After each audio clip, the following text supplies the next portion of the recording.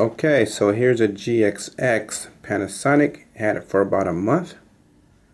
I was taking some stock photos, and I downloaded the pictures on my computer and put the memory card back in, and the menu button's not working.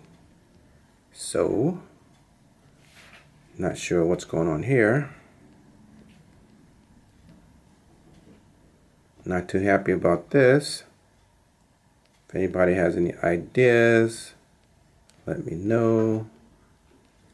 I read somewhere it said to do a hard reset, but to do that you need access to the menu button, and the menu button or any of these buttons on this circle here aren't doing anything. So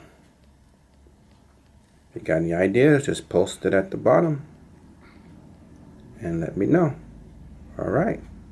Thank you very much.